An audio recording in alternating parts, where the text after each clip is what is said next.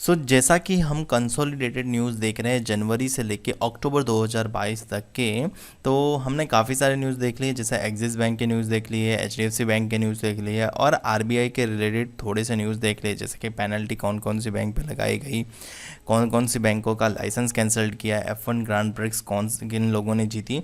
तो ये सब वीडियो की लिंक आपको डिस्क्रिप्शन में मिल जाएगी और इस वीडियो में हम रिजर्व बैंक ऑफ इंडिया के यानी आरबीआई के न्यूज़ को आगे बढ़ाते हैं। ठीक है, हम कंसोलिडेट ही न्यूज़ देख रहे हैं जनवरी से लेकर अक्टूबर तक के।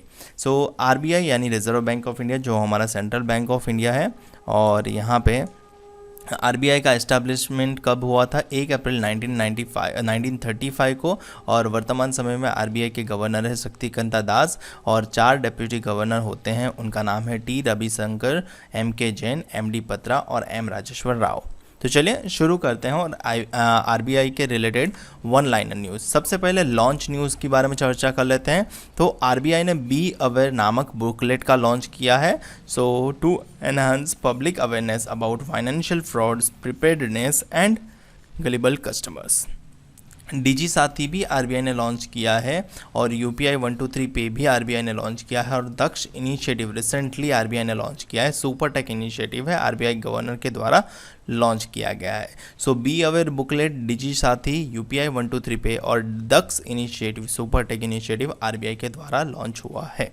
ठीक है, चलिए आगे बढ़ते हैं और जानते हैं कि आरबीआई ने किस किस के साथ एमओयूज किए हैं या फिर पार्टनरशिप किया है या फिर एग्रीमेंट किए हैं। आरबीआई ने इंटेलेक्ट डिज़ाइन अरेना लिमिटेड के साथ पार्टिसिपेशन किया है यानी एग्रीमेंट किया है to implement the upgraded version of cloud native intellect quantum core banking solution to power the next stage of the digital transformation agenda. Next है RBI innovation hub, जिसको short में आरबीआईएच भी बोलते हैं। उन्होंने आईआईटी मद्रास के साथ मिलकर साथ काम करने का निर्णय लिया है to work together in developing ecosystem necessary to support and scale fintech startups in India. Next है इंडिया पोस्ट पेमेंट्स बैंक यानी आईपीपीबी ने आरबीआईएच यानी रिजर्व बैंक इनोवेशन हब के साथ टाई अप किया है to enhance the reach of financial solution to large section of the society across the India. ठीक है, तो चलिए आगे बढ़ते हैं और जानते हैं नेक्स्ट। आरबीआई में कुछ अपॉइंटमेंट की बात करें तो मई महीने में कुछ चेंजेस हुए थे। अब पर्टिकुलरली मई महीने रिलेटेड पूछे तो आप ध्यान दे देना कि राजीव रंजन को एक्स ऑफिशियो मेंबर बनाया गया है मॉनेटरी पॉलिसी कमेटी का आरबीआई सेंट्रल बोर्ड ने, और Shaktikanta Patnaik and Rajiv Ranjan executive directors बनाए गए हैं आरबीआई के। ठीक है, चलिए आगे बढ़ते हैं। अब जान लेते हैं न्यूज़ जो आरबीआई की रही है। तो हम मंथ वाइज चलते हैं। सबसे पहले पहला यानी जनवरी मंथ की न्यूज़ चेक करते हैं कि as per the latest RBI data what is the digital payment index in September 2021। 304.06 इसका आंसर रहेगा। नेक्स्ट है RBI calculate digital payment index DPI, जिसको शॉर्ट में बोलते हैं, on the basis of which base period कौन से ईयर का लेते हैं। मार्च 2018 यानी 2018 को बेस पीरियड मानते हैं ये लोग।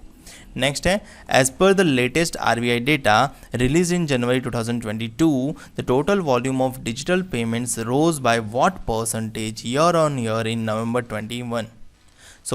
कितना प्रतिशत डिजिटल पेमेंट इंक्रीज हुआ है? तो 57.50% इंक्रीज हुआ है।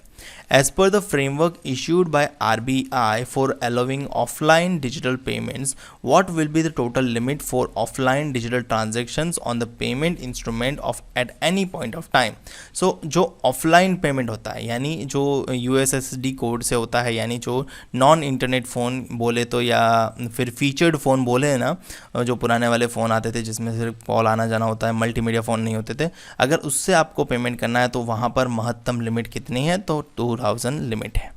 नेक्स्ट है Fino payments bank has received RBI's approval for commencing international remittance business. किस बैंक को ये लाइसेंस मिला है? फिनो पेमेंट बैंक को अप्रूवल मिल गई है इंटरनेशनल रेमिटेंस बिजनेस कमेंस यानी शुरुआत करने के लिए। जनवरी 2022 में एयरटेल पेमेंट्स बैंक को कैटेगराइज किया था as a schedule bank RBI के द्वारा। Airtel payments bank is categorize as schedule bank by RBI. Next which group of banks were identified as DSIB यानी domestically systematically important banks by RBI in 2021? तो state bank of India, ICICI bank और HDFC bank. तो ये news थे RBI related जनवरी के। अब बात कर लेते हैं फरवरी महीने के न्यूज़ के बारे में। सो फरवरी में the RBI has cancelled the certificate of registration issued to PC financial services limited. ये हमने ऑलरेडी प्रीवियस वीडियो में डिस्कस किया था, बट ये मंथ की न्यूज़ है तो हमने उसको इसमें भी ऐड कर दिया। What is the rank of RBI in terms of buying gold among the world's central banks in 2021? So RBI के अनुसार RBI का रैंक क्या है गोल्ड बाय करने में पूरे विश्व में 2021 के अनुसार? So RBI का रैंक सेकंड है। नेक्स्ट है फरवरी 2022 में RBI has cancelled the license of which cooperative bank? So independent cooperative bank का लाइसेंस रद्द कर दिया गया फरवरी 2022 में। ये ऑलरेडी न्यूज़ हमने PC फाइनेंशियल, ये दोनों न्यूज़ हमने कवर की है। RBI ने किन किन बैंकों का रजिस्ट्रेशन या फिर लाइसेंस कैंसिल किया है उसमें। Next, RBI has increased the investment limit in voluntary retention route from 1.5 lakh crores to 2.5 lakh crores. Next, which state government has promulgated an ordinance to enhance the retirement age of its employees by 2 years? That means 62 years.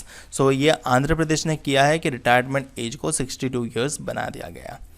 RBI has approved reappointment of Rakesh Sharma as MD and CEO of which bank? IDBI Bank. So Rakesh Sharma has been reappointed as MD and CEO of IDBI Bank. Next, as per the latest monetary policy released by the RBI, what would be the NACH mandate limit for trades settlement that will be fulfilled by growing liquidity requirements of MSME? So NACH की mandate limit कितनी होगी? 3 करोड़ होगी RBI के monetary policy के अनुसार, latest policy के अनुसार। By which date and year RBI has asked certain class of NBFCs to mandatory implement Core Financial Services Solution CFSS Core Financial Services Solution in order to provide seamless customer interface as well as have a centralized database? So September 30, 2025 से पहले RBI ने सभी बैंकों को यानी certain class of NBFCs को बताया है कि मैंडेटरी इम्प्लीमेंट करने का ये चीज़ CFSS core financial services solution को। तो ये रहे थे न्यूज़ फरवरी महीने के। अब बात करते हैं मार्च महीने के न्यूज़ के बारे में। So RBI has inaugurated Reserve Bank Innovation Hub in Bengaluru.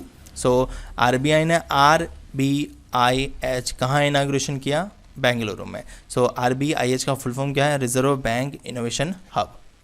Next है RBI has set up a ink manufacturing unit BRBNMPL named Varnika in Mysuru.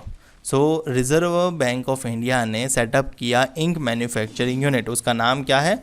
वर्निका। कहाँ सेटअप किया? मैसूरू। नेक्स्ट है under the Reserve Bank of India Act 1934 RBI will regulate and supervise the National Bank for Financing Infrastructure and Development NABFID National Bank for Financing Infrastructures and development.